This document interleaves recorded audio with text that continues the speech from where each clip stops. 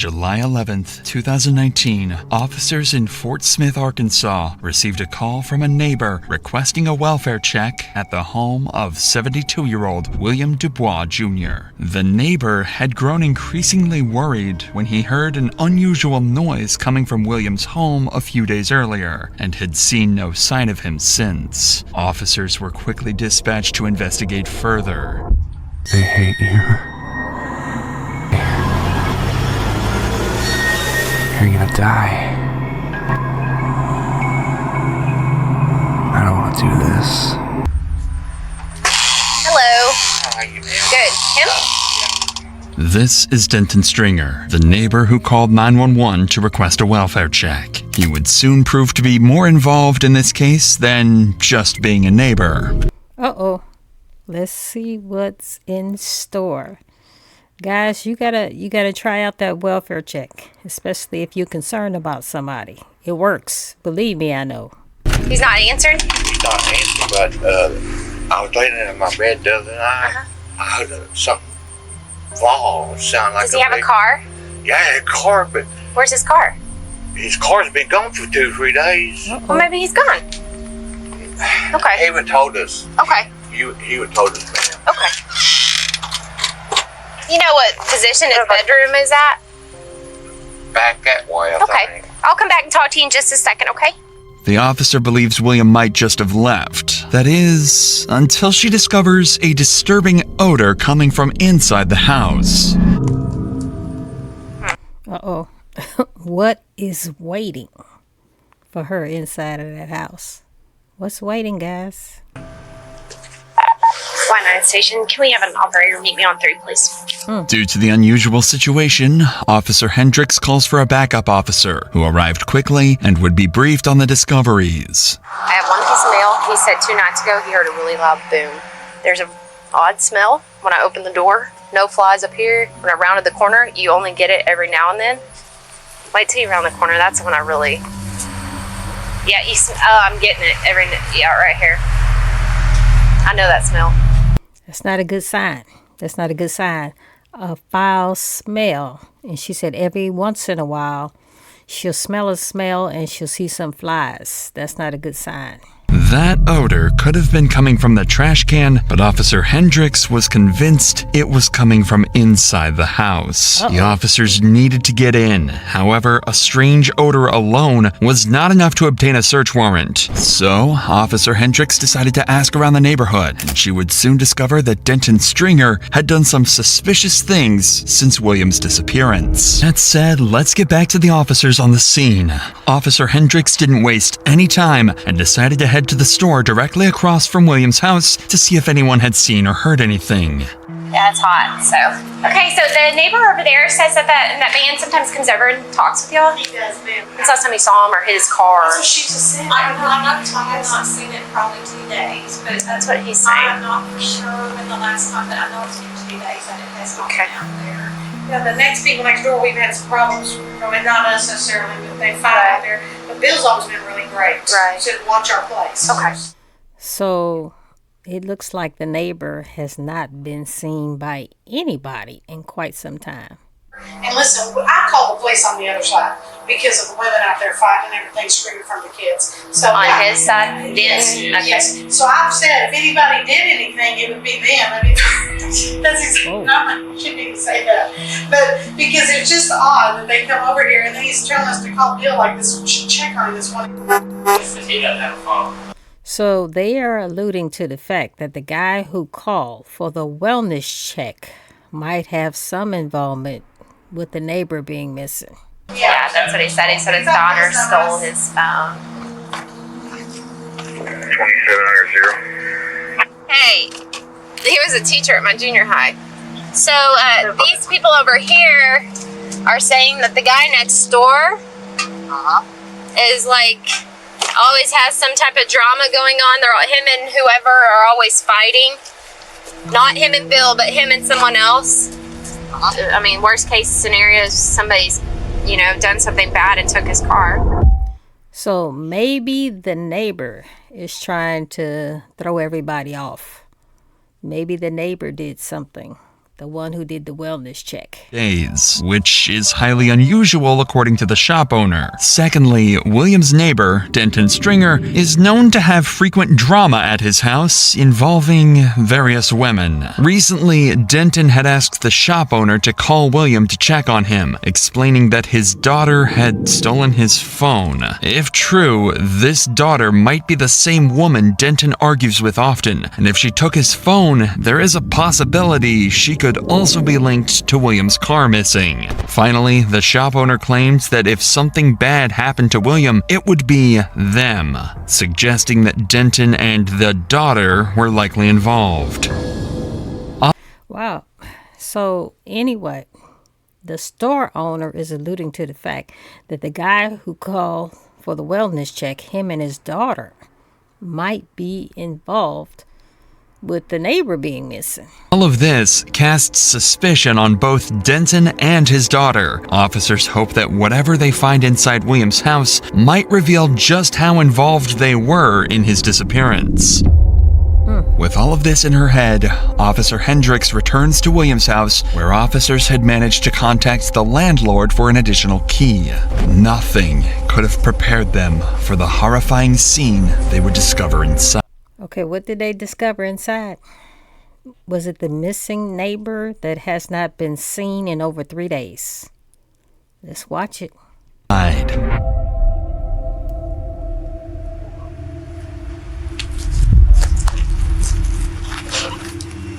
Oh, that's red. Really? There's some here, some behind the chair. I wonder what it is. And there's no TV in the living room.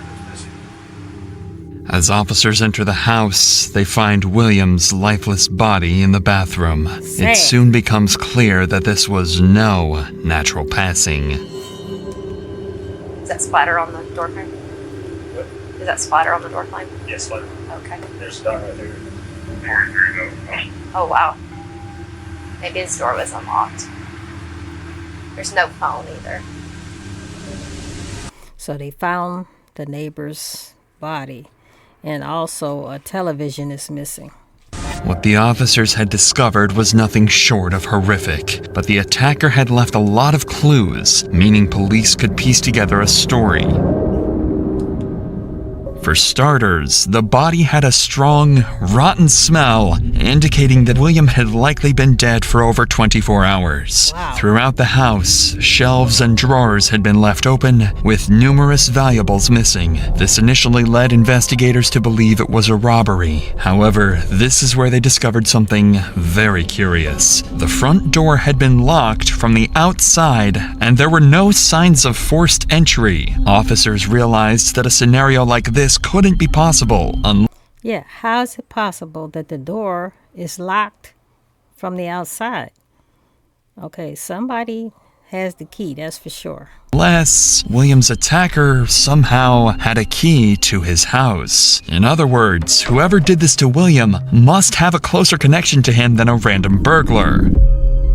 This made the shop owner's earlier comments even more interesting to police. They had mentioned that if anything happened to William, it would probably be Denton and his so-called daughter, both of whom were close enough to William to have been given a spare key. So with no better leads, Denton quickly became the main focus of the investigation, and police began to wonder if he was simply a concerned neighbor or if he knew far more about William's death than he was letting on. So I'm wondering, could it also be No the phone. store owners? No forced entry. I'm wondering, could it also be the store owners that might be involved? Told Jeff what these people. Yeah, I talked with them over there. They said he comes over a lot and talks with them. And they said if anything ever happened to him, it would be because of somebody over in his apartment. You notice there's some red fuzz all over the place. I'm not sure what that is. He's laying on the blanket that the fuzz I think came from. But there's fuzz in like the kitchen. There's fuzz on this couch right here. Thanks. All the doors in his bedroom are open. Keys, wallet, phone, stuff that normally would be laying out. Yeah. So he's got a random ones. What kind of car? Where is his daughter? Where is his daughter? It's nowhere to be found. He just told me it was red. It's a red Ford Focus. We have the tag and everything, and Courtney just sent out a bolo, did not release any information, just said, just stop this vehicle and notify our department.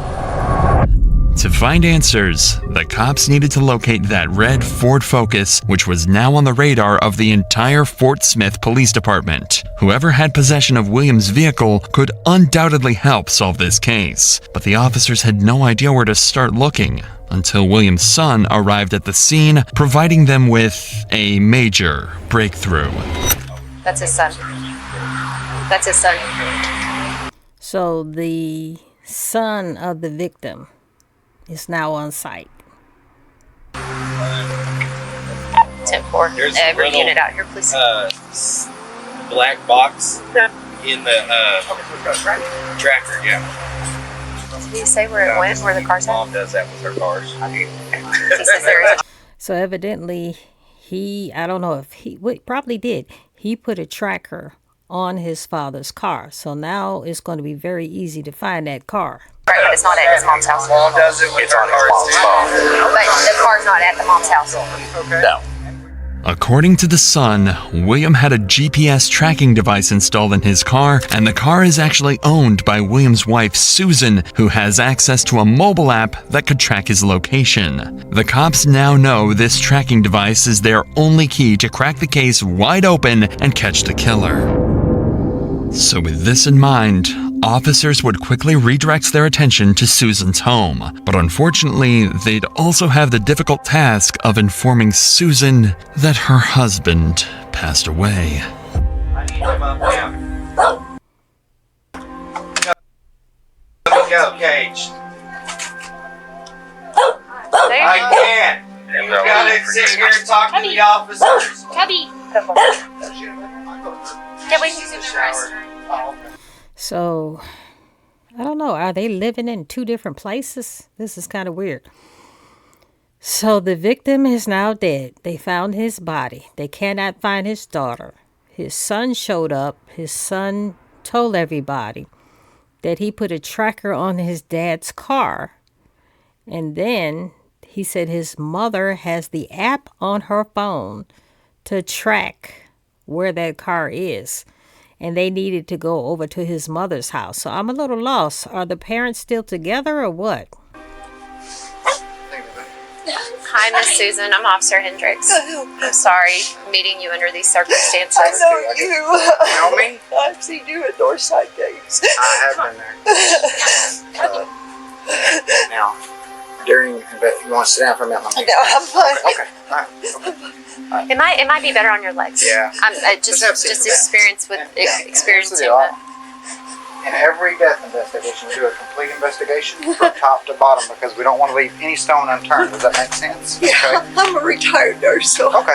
Well, and we're not saying this is a homicide at this point, okay? No, he had a heart condition Right. and strokes. And he could have fell and hit his head, but there's some blood there that we're concerned about. Does that make sense? He probably fell. Okay. He And now, was acting so strange Saturday. Here's our biggest issue. He was acting strange Saturday? Okay. So evidently, the neighbor had some heart problems. And now they are thinking that it's a possibility that he had a heart attack. But there are some blood. There is some blood around. So we're really not sure what happened. Did he fall and hit his head or what? Here's our biggest we have right now is the car is missing. Oh, no. Yes. Yep. Where's your tracker? Do you have a tracker on that car? Yes. Yeah. Okay. Her phone right here.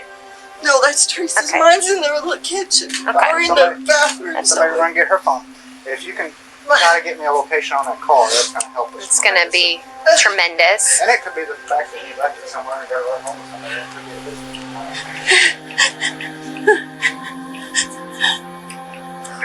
Florida Station, UQ2, next up record, 7, my location. Off Kelly Highway. Up there. Make sure it's stationary. It's parked at a house. Yeah. Oh, snow. And it's through JB Byrider too. The car is at JB. Who's north? It's through JB Byrider. What? Okay. Thanks to Susan, the cops now know where the missing vehicle is. Without wasting any time, officers quickly leave Susan's house and head towards the location of the car, but they have no idea who has it or what kind of danger they could be facing when they find it. After all, this is the stolen car of a murdered man. Hello? How you doing? Y'all live here? I don't. I'm coming to get my lawn for me. Okay, you live here? No, I just have the yard. Okay. Yes, sir. What's wrong? They're looking out the window. We got people looking out the window, so let's... You got an ID on you? Yes, ma'am. I have an ID. I will know it's actually in that. It's in the wallet. So just Where's your wallet at? Channel 1. Okay, let's go inside. Let's go inside. Let's go get your wallet. No. You can go. You can do whatever you gotta do. Make her go too. Oh, hang tight. We're gonna be parked there for a I think second. that she should have to go too. Go where? Whoever. Go inside with us? I mean, hang tight for... Is he trying to rat somebody out like she need to go too? I thought that was funny. Yeah, she need to go too. Come on, bring it. Me right here. We're gonna all go over here. Let's all go over here. What's going on? I don't know. Let's go over here. I mean, what have we done something wrong? Yeah, something's going on. Go over there and we'll explain it to you. It seems there's someone in this house who wants to avoid the cops, and these officers know they could be walking into an ambush, so everybody behind that door is a person of interest. Okay, so basically, they came out the back. They tried to go out the back. They said they were going outside to smoke. Somebody just shut the front door on me, so. Portsmouth Police Department. Hey, come out with your hands up. We know you're in here. Come out. Something is very fishy at this particular house. Somebody knows something. Come on. Hey, come out. Come out. It's okay. It's okay. Just come out on the side of the house. What have we done wrong? Who else is here? It's an investigation. Investigation. We're going to explain that. We're going to explain that. Who else is in here? Come on. What's going on? Just walk out to that side of the house for me. Who else is in here? going on here? Is anybody else in here? Just walk out here. Right here. To the right. Thank you. What's going on here? Taylor Elkins. That's Taylor Elkins. Who else is in here? Okay. Go ahead and step out. No, go ahead and step out. Portsmouth Police, this is your last time to come out freely. Come out with your hands up. Keep your hands in the air where I can see them. Keep your hands in the air where I can see them. Good. Keep walking. Keep walking. Walk toward me. Randall Perkins, correct? This is crazy. Why you hear the police in the house and you still in the cut, not trying to come out, okay? And then when they shoot you, your family gonna be trying to sue somebody. You need to get your behind to the front, like they say. Come on out. Pickens. Okay. Randall, go ahead. Step off that porch and to your right on the side of the house, okay? Who else is back here? Be real with me. I don't know who came out. Officers would go on to conduct a room-by-room sweep of the house and confirm it was empty before returning outside to face a different challenge. A handful of detained suspects with potential ties to William's missing car. Among the small group, officers noted a mix of faces, some nervous, some indifferent, but it wasn't immediately clear who knew what until the question of the red car came up. All these subjects were inside the house. When asked any of them, who's this red car, they all pointed to Taylor Elkins. The moment Officer Shelby asked who owned the red Ford parked out front, everyone pointed, without hesitation, at the same person, Taylor Elkins. The first woman who exited the house earlier when police barged inside. Having possession of a man's car who had just turned up dead is naturally going to raise suspicion, and surprisingly, Taylor herself would go on to admit that indeed, the car belongs to her. Here's the deal. One of the females that we got out of here, when I said, well, Guys, we got a lot of suspects. We got a lot of suspects in this particular case. I'm not really sure which way to go on this. who's this car belong to right here? Everyone pointed to I said, that's your car? She said, yeah, that's my car.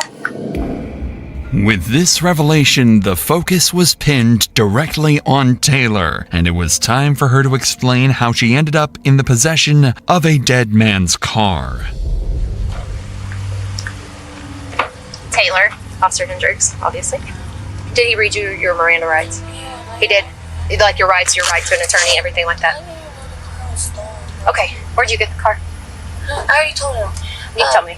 I did, okay, at a boardwalk, it's just like a friend. That's it. His name's Sean, but I don't know his last name. White or black? He's white, but I don't think he thought it was stolen. No, I didn't say it was stolen. No, I'm saying, like, I don't know.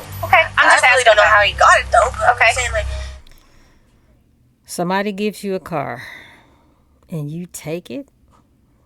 You just drive it around. Don't ask no questions whatsoever. That's crazy to me. So you got it from Sean in the first entrance off of Albert Pike to 4201 Kincaid. Boardwalk. the address, but dude, he's a crackhead. Okay. That's why And you get a car from a crackhead and you think that's on the up and up. That's funny to me. Okay. You give him any money for it or anything? no, like he likes me like that. We're just friends. What's his name on Facebook? Sean? I don't know. I don't have a phone. I don't get on my Facebook no more. All right. Despite Taylor's vague recollection of how she came in possession of William's car, officers managed to get a name from her. Sean, who is a friend of Taylor that she borrowed the car from, or at least that's what she claims. If her story is not a complete fabrication, then whoever Sean is could be the key to solving this case. Guys, there's a lot of pieces to this puzzle. I'm not really sure where this is going. I'm not really sure. However, it's at this time that officers realized they didn't know nearly enough about Taylor, her background, her relationships, and whether she might be tied to Denton Stringer, the neighbor who was already under suspicion. So over the next few minutes, we will follow these officers in real time as they connect the dots and discover critical information in one of the best detective works we have ever covered. Hey, I arrested her. I got like lucky. 2 weeks ago. I'm lucky. Or Elkins. Do you know Sean? Is he a white guy? Yeah. I think that's a baby daddy to her or something like that. Is her baby daddy? She's got 2 kids. Okay. Yes. So she just finished telling them she didn't know Sean's name, full name. But the other police officer is saying that she has a baby with him. Hey, check him. Come here. That's Taylor's grandparents' house. That's what I said, because the address looked familiar, and then when I heard she was coming out here, it's like, I know this chick. Hey, are they homicide or? So you beat to death. Really? Where's she at? Taylor, she's in the back of Shelby's car. Hey, you know that's her grandparents' house, right? The South Greenwood address is her grandparents' house. Hers. 1802? Yeah, I swear to you. She's bonded out to that address out of Crawford County. She's got like 10 felonies pending. I swear to you. Is it? The officer just made a crucial connection. Taylor's last known address, given to police during her previous arrest, was her grandparents' house, and the same duplex that William lived in. Shut up. So that's strange. She was bonded out to her grandfather's house where the dead neighbor was found. Did you tell Shelby? I said, I think that's, yeah. 1800 South Greenwood. Hey, Sarge. Give me just a... Her address is the neighbor's address. Huh?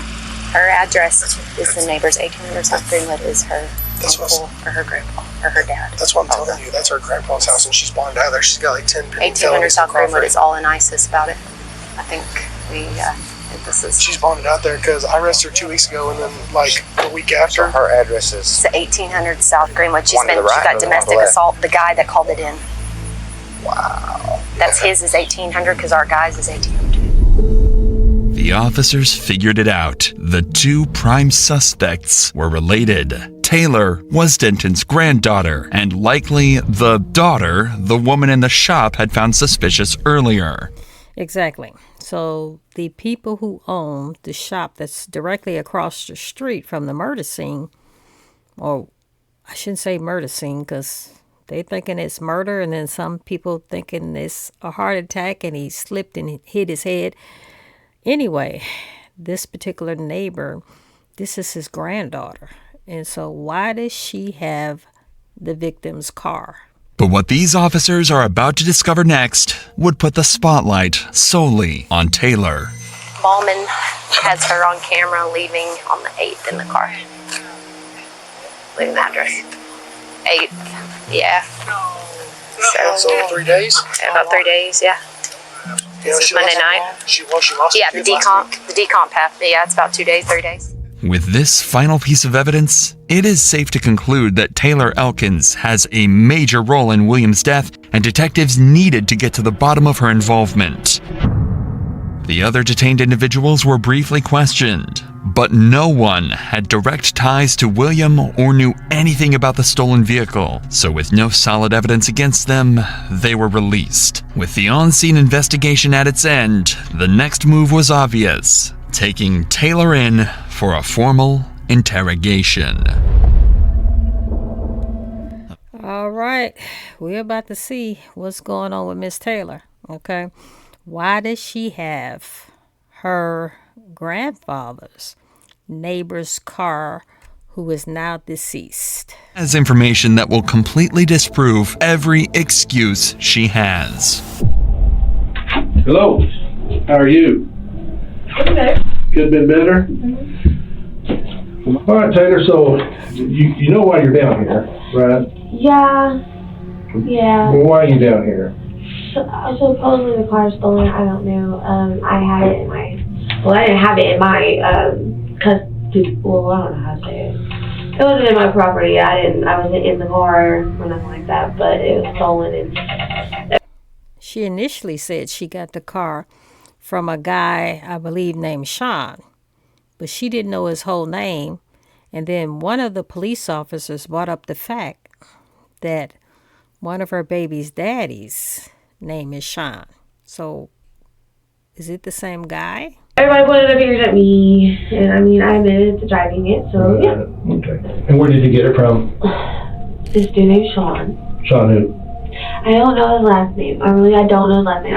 I say hey to him. So the police think that this Sean, she has a baby with. To him, basically. He's just a friend, like, he does drugs, so, I don't know everybody's last name. You been arrested lately? Yeah. When's the last time you were arrested? Last week. That's when week? I got my kids taken. Okay. It was Miller and this other guy. And when you bonded out? I got signature bond. Okay, what address did you use when you bonded out? It's Windsor.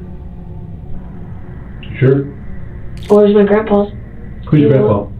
Denton. Stringer. See, that's why I'm bonded out too. Oh, okay. So this Denton is her grandfather. And the grandfather is the one who did the wellness check on his neighbor. Police found out that his neighbor was dead, the car is missing, and his granddaughter had it. Yeah, I'm bonded. Did he bond you out? No. Oh, okay. No. Where's his address? He got 1800. 1800 what? Greenwood Avenue. Okay, when's the last time prior to that you were over there? 2 days ago. And what were you doing over there then? My grandpa. I haven't bonded out of it. I just chill over there. Just chill over there? Yeah. In just a few minutes, this detective was able to make Taylor confirm most of the evidence connecting her to the crime. In her own words, Taylor admitted that Denton Stringer is indeed her grandfather, she had William's car for a few days, and most importantly, she was at Denton's house the same period when William was killed. But this detective was just getting started, and he's about to make Taylor dig her own grave. So what about the guy that lives right next door to her? You know him? Yes. Who's that? His name's Bill. Bill what? I don't know. Oh. I don't know people's last names. Oh. Yeah. How's Bill? Yeah. Oh, I don't know. When's the last time you seen Bill? I don't know. I don't know if he works over there. So this car you've been riding around in, whose car is that? I don't know. You never seen that car before? I've seen it. Where? There. Where? Oh my. Are any of you believing this? This girl is flaky. There. That's his car.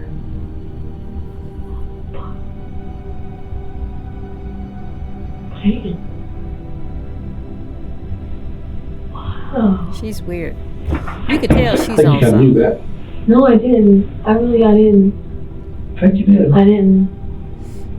I think you did. I didn't. I think you know Bill. I know Bill, yeah. I How well do you know him? I don't know him that well. And when's the last time you seen him? Like I said, like he comes in and out. I don't know. I don't pay attention to him. Like he ain't nothing to me. Really? He ain't nothing to me. Ain't nobody buying her story. Nobody. You got bailed out to your grandfather's house. Your grandfather lives next door to the victim, and you had the victim's car, and you don't remember the last time you saw him. Yeah, right. I got all defensive all of a sudden on me. I'm just kind of curious. Because you all look in my face now. No, you got all defensive before I ever scoot over. No, like you're in my face. Like, You really need to stop lying. Understanding each other. And we are. Okay. I don't, like, I don't know. I can, like, pay attention. I be doing my own thing all the time. Okay. So. Why are you staring at me? Okay, I'm just trying to figure out if you're being honest with me. I am. I'm actually being honest with you. Taylor is trapped. She just implicated herself further by admitting that she knows William and, to her surprise, was driving his very car. After this brilliant line of questioning, the detective tells Taylor to sit tight and leaves the room. Why are you driving your grandfather's neighbor's car, who is now deceased? That's the question. During this time, he would make a phone call to Taylor's grandfather, Denton Stringer, and Denton would tell him that Taylor was at his house a few days ago along with 2 white males. With this information at hand, the detective comes back to the interrogation room with one goal: make Taylor confess to whatever she did inside William's home. You take a nap? Tired. Oh, you and me both, girl. I'm old. I need my beauty sleep, can't you tell? I'm legit tired. So let me ask you something. You have a phone? Oh. You don't have a phone? How come? My daughter shattered it. She did what? She shattered it. Oh, how long have you been without a phone? Huh? How long have you been without a phone? Like total 2.5 weeks. Okay. Taylor, you went to your dad's today. Were you there earlier this week, like Monday or Tuesday? So you remember earlier, the grandfather said he didn't have a phone and that, I don't know, was he using his granddaughter's phone at one point, or he allowed his granddaughter to use the phone? I don't know. We're about to see though. Well, let me rephrase that. You were there earlier this week, and you had 2 white males with you. Who was those 2 white guys that were with you? Because I've already talked to your grandpa. Okay, and right there beside your grandpa's at school. Yeah. That school's got video, and it shows you showing up with 2 white males. So I'm just kind of curious. Who are those 2 white males on?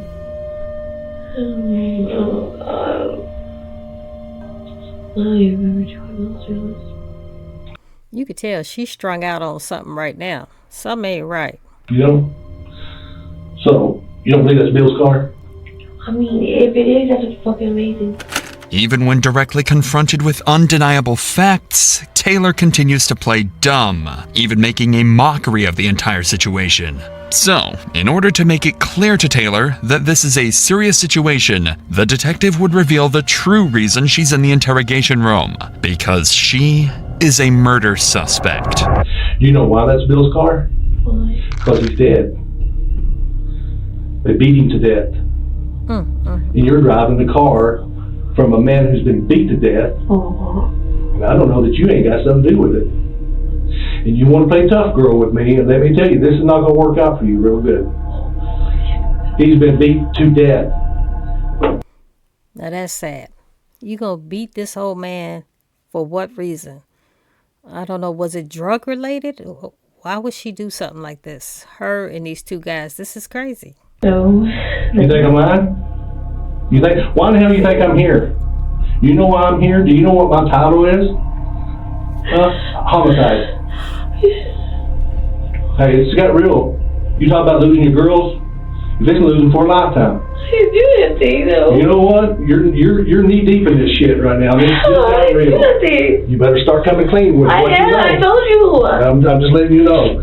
Here's where we're at, Taylor. I'm gonna be honest with you. This can go either really good for Taylor, or this can go really bad for Taylor, because I can promise you I'm really good at what I do. If I can catch you in a lie, and if you lie to me, I will put you in prison for the rest of your little life. You really need to stop lying. Now that Taylor understands the severity of everything and is deeply emotional, the detective will seize the moment to confront her by exploiting her vulnerable state in hopes that the emotional pressure will break her defenses and compel her to finally tell the truth. I'm not threatening you. I am promising you. So, if you give a damn about Bill, if you didn't kill him, if you didn't beat the hell out of that old man, you're driving the car that was taken after they beat him. Who does this kind of stuff?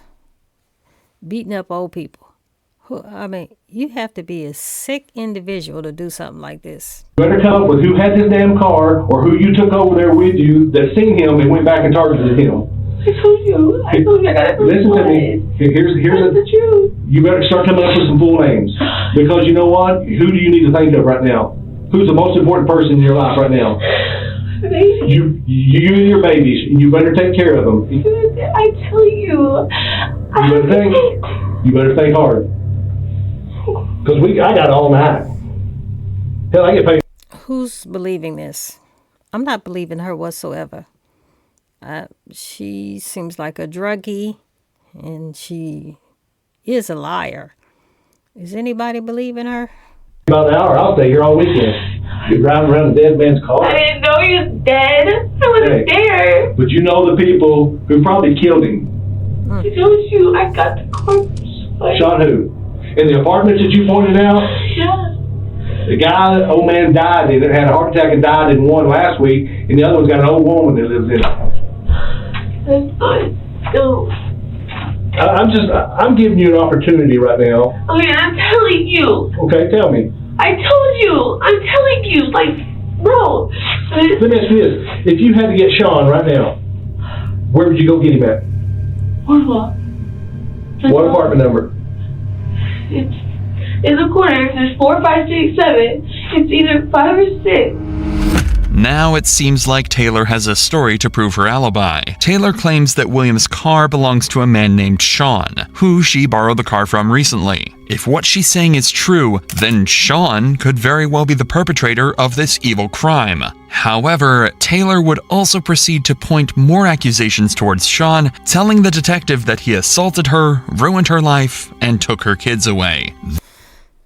My whole question is, how is it that this Sean lent you a car that looks like your neighbor's car? I know you had to have seen that car at least a couple of times on a couple of occasions, since, your grandfather lives right next door to this victim. You didn't think, hey, this looks like my grandfather's neighbor's car. This means that Taylor was likely involved in a relationship with Sean for a good amount of time.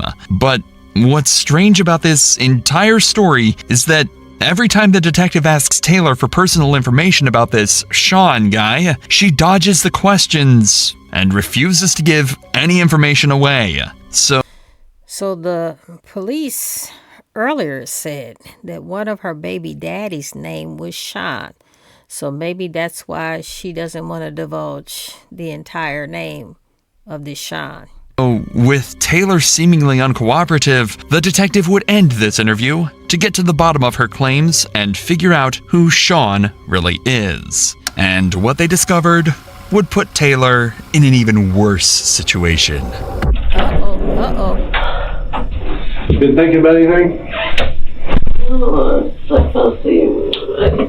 My leg hurts. Had a little issue. So this is the guy you said you got the car from? Mm-hmm. Are you sure? Well, I told you he's in jail. Well, I told you he's been in jail since June the 6th. So she's lying. She's trying to cover stuff up.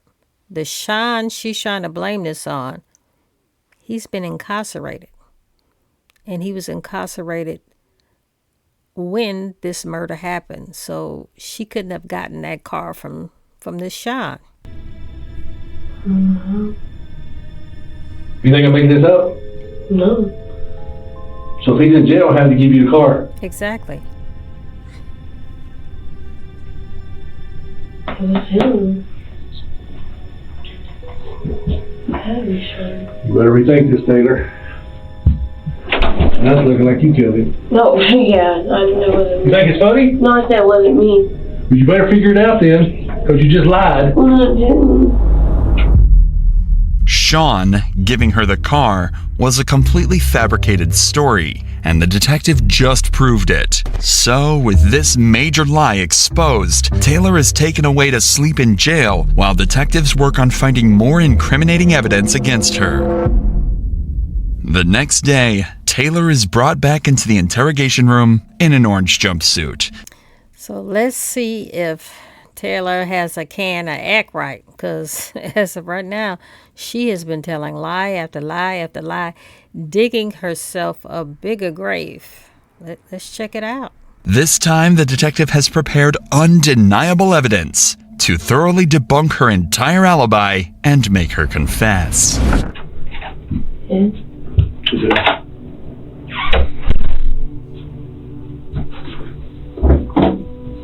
wanna know what happened to Bill?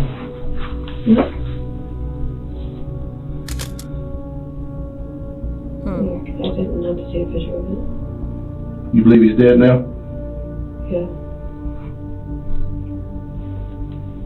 Do you still think this is all a joke? No. You sleep last night, didn't you? You won't sleep. This will haunt you. There's only one way you're ever going to get any relief, or you're going to get any closure, and you're going to have to tell us the truth of everything you know, and you haven't done it yet. Why would somebody do this to this old man? For drugs? For money? He probably didn't have much money.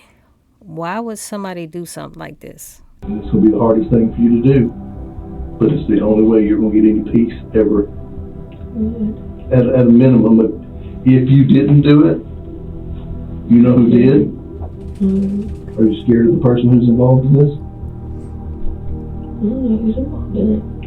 Do you get stuff out of people by threatening them? I'm not threatening you. Girl, in their face and stuff? I haven't got in your face. I'm saying like you.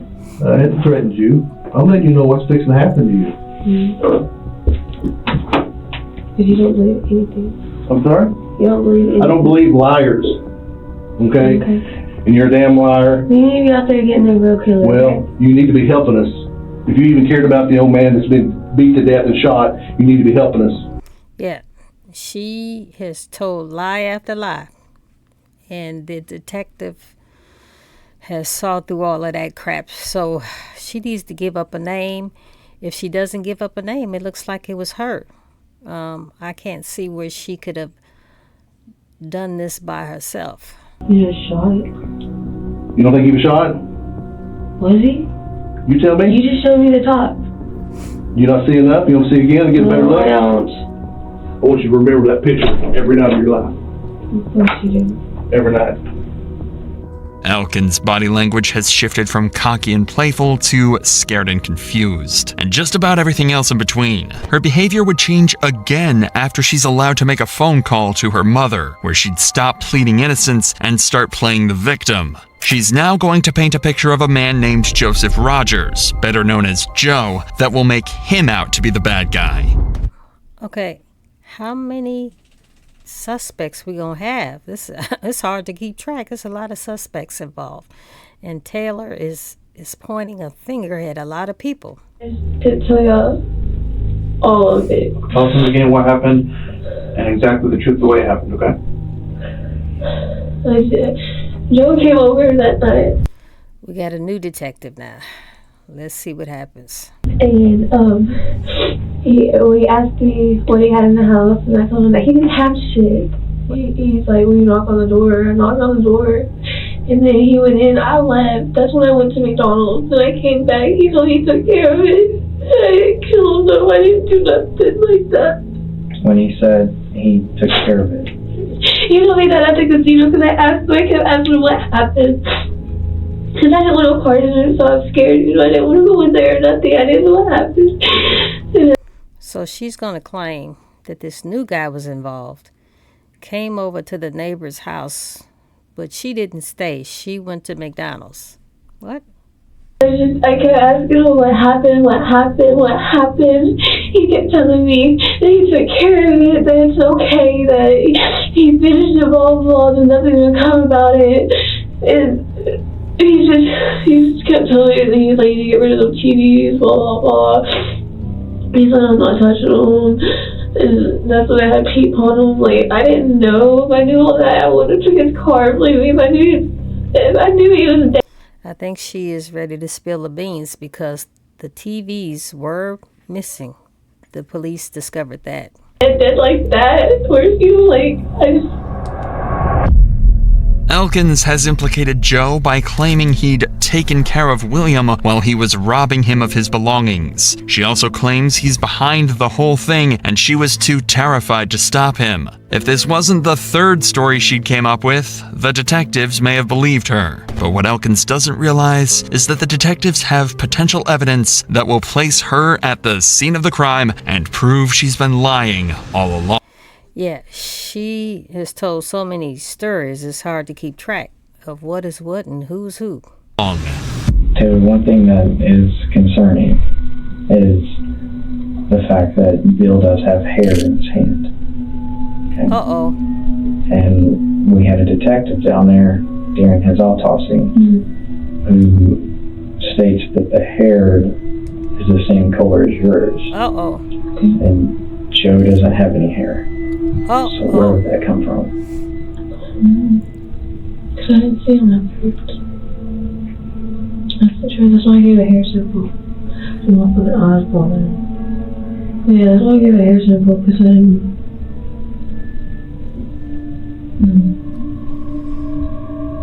So the neighbor was bald. Okay, so where are these long hairs coming from? Did you ever see Bill after McDonald's? If that lock of hair they found on William's body belongs to Elkins, then her stories will mean nothing, as the physical evidence will do the talking for her.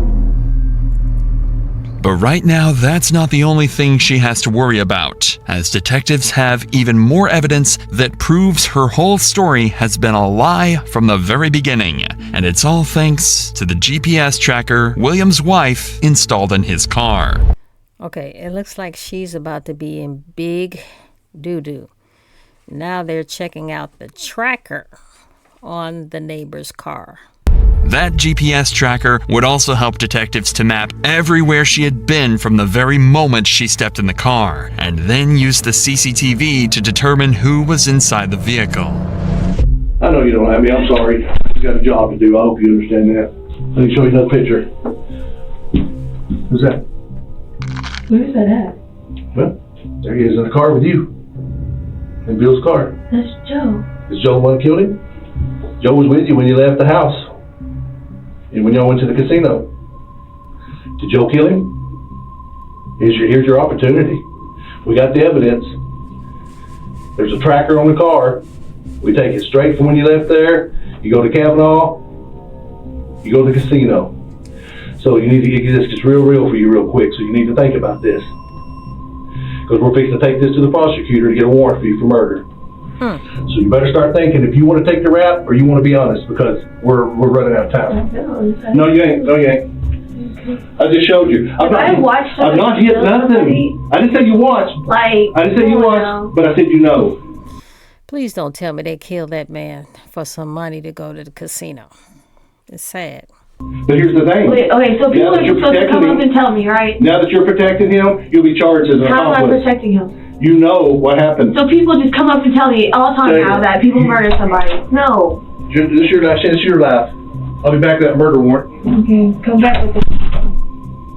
Taylor's arrogance with the entire situation has seemed to finally have caught up to her, and her extreme stubbornness has left the detectives with no choice other than to resort to other methods of incriminating suspects, such as DNA samples, hair samples, and last but not least, the polygraph. All right, it's about to get real for Miss Taylor, because Dana don't lie, okay? And they about to do that polygraph too and take some hair samples. It's about to get real. The polygraph test was done off camera. However, the polygraph examiner would have some harsh words for Taylor after the test had concluded. Uh-oh. Dude is big. Test results are not good. Showing that you were showing deception. Deception means that you're trying to deceive. You're not being truthful. I brought this in here to show you.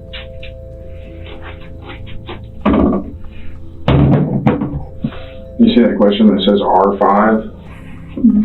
And that big spike on it? Uh-oh. That's where you were telling us a lie. You were lying to me when I asked you in the test, were you present when he was attacked? Not when he was killed.